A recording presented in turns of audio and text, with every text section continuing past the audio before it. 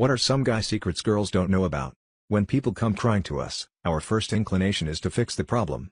If we tie down anything in the back of a pickup truck or trailer, it's physically impossible for us not to stand back and say that's not going anywhere. We really do think your hair is good. It looked good before and after you got a haircut. It looked good curly and it looked good straight. It looked good when you woke up and when you made it. As long as it's shaped like the hair we gave girls on stick figures when we were 5 years old, we think it looks good. I'm a girl and I've found out through the years that when guys say something, don't think too much into it, like what's the hidden meaning? Don't overthink it. Guys normally say stuff that should be taken at face value. The nod when you see a guy you don't know, or kind of know but don't really know well enough to talk to walks by, you give a subtle nod of your head, which they return. We desperately want you to toss us things instead of just handing them to us. I like hugs. I'm not staring at you, I'm zoned out thinking about how I'd start a brewery in medieval England whilst my eyes just happen to be facing your direction. What would be the creepiest thing for humans to discover in the ocean? Dry land. Imagine diving so far down that you surface but it's not your surface. A door in the ocean floor. A metal hatch, ancient and corroded, with a wheel in the center, welded shut. A very advanced spaceship, with human-like remains inside. A huge eye.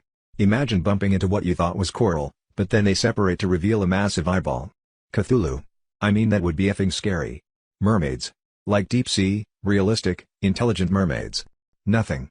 Imagine how horrifying it would be to swim down to the depths and find nothing, just a large area where nothing grew, where no fish swam, where not even corpses could be seen. Survivors in the shipwrecks. What's your dirty little secret? One time when I was like 5 to 9 years old, my dad was shopping around at a lumber store. I wandered around alone and couldn't find a bathroom. I had to pee so bad. So I just found a secluded back corner behind some wood and pissed on the floor. 30 years later I still drive by that place every day and remember. When our phone was disconnected, 1990s, for non-payment, I dialed 911 to see if they would still pick up. They did, but I hung up right away. 10 minutes later the cops showed up at my door, and I blamed it on the kids. In high school I paid someone online with RuneScape Gold to do my entire math summer school class. I generated the gold with a bot I programmed.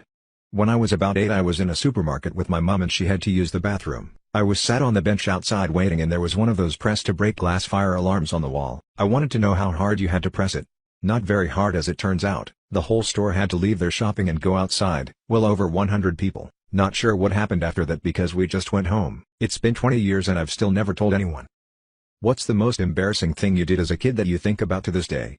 When I was 11-12, if I had a crush on someone, I would go find their parents in the phone book, look up the phone number on white pages, find their address, and then in an attempt to impress them I would repeat back to them their parents' names, home phone number, and address. I was literally a serial stalker and for some reason no one ever reported me. When I was like 7 or 8 I was staying over at a friend's for a sleepover, had to go to the bathroom late at night but it was down a super creepy dark corridor and was too spooked. Friend suggested I pee in one of his baby brother's diapers and I was so desperate that I did. His mom came in to find me holding a soaked diaper with piss all over the floor whilst he was laughing hysterically.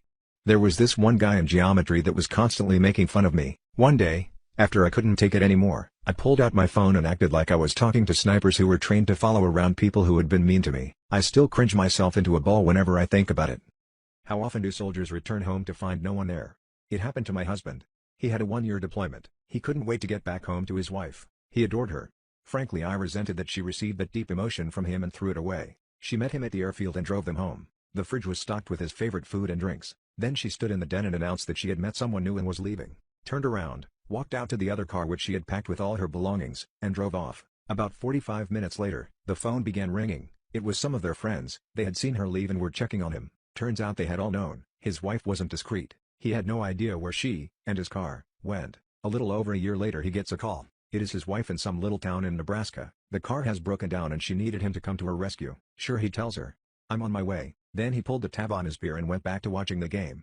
What's the most useless thing your significant other or spouse ever bought? My husband once bought a hydrogen generator on eBay. When it arrived, he was like a kid on Christmas. Me, what's this? Husband, oh, it's really cool. It's a hydrogen generator. Me, what's it for? Husband, it's for making hydrogen, of course. Me, but why? Husband, it was really cheap, and it makes hydrogen. Husband spent a weekend rigging up the hydrogen generator with a bunch of gadgets, and the following weekend, he invited a couple of guys over to test it out. When they were ready to try it out, my husband carried the hydrogen generator outside. Then he took a balloon and hooked it up to the machine before we all stepped back about 10 feet away. My husband pushed some buttons on the remote control, and we all watched as the balloon filled up with hydrogen, and then a lighter flicked on and lit the balloon. For a second, nothing happened. Then there was a loud pop. As we watched the balloon burst into a giant ball of flames, I swear, the 3 grown men giggled like grade school boys. What was the most unexpected knock you got on your door? For 10 years I lived in a very poor, crime-ridden area of town. No one really bothered me, but there were a lot of murders and robberies around my house. I was surprised by someone knocking at my door at 10 a.m. on a weekday. People only came to my house after calling in advance, not wanting to come over unless I was there. I opened the door and there was a man. He asked me if Javon still lived there. They were friends. He was a person of color and I am white. I told him no. He asked me if I was sure. I said yes. He walked away.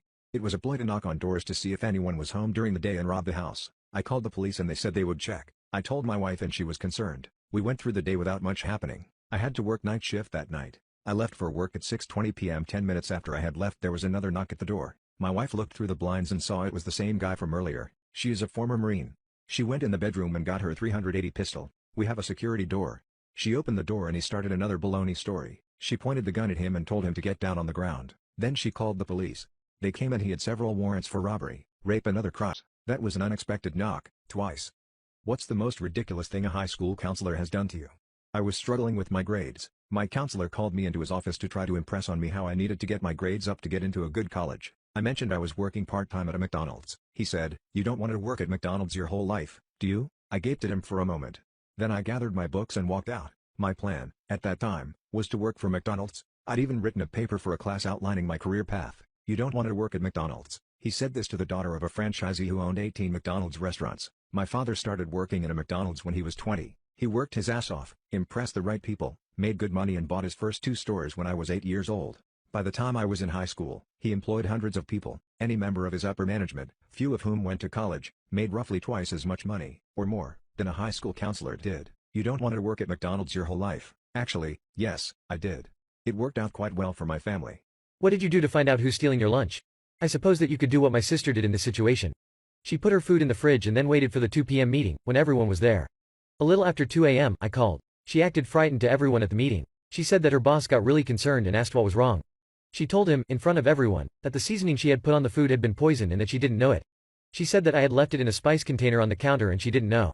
She said that whoever ate her food needed to get to the hospital and get their stomach pumped. 2 coworkers jumped up from the table and ran out of the meeting. Then she told the rest of the group that it wasn't true and she just wanted to know who kept eating her lunch. The 2 coworkers actually did have their stomachs pumped, even though the doctors told them it wasn't necessary, because, they said, had the food been poisoned they too would have exhibited symptoms before now. The 2 coworkers were fired and no one else ever had their food stolen, again. What was the most unexpected knock you got on your door? I had a knock on my door around 3 a.m. It was a police officer and my nephew who was a town council person. They told me they had bad news. My brother-in-law had a terrible car accident and died instantly. My wife came down the stairs and they repeated the terrible news. They said he had no ID on him but it was his car. They said he's a little over 6 feet tall with a wolf tattoo on his arm. We confirmed that is true. They asked me to come to the morgue in a few hours to identify the body once they cleaned him up. They pulled the sheet down and I stared at him for a while. There were similarities but it wasn't him. They were amazed and then asked if I could look at his passenger who was also killed. They apologized they hadn't cleaned him up yet. They unzipped the body bag. I told them that wasn't him either. They asked me who is it. I told them I had no idea. We would later find out that 2 guys took my brother-in-law's car while he was asleep. They went to buy drugs, drove way too fast around a curve and totaled the car, both dying instantly. The driver had the same tattoo as my brother-in-law. What should you absolutely not do when visiting the USA?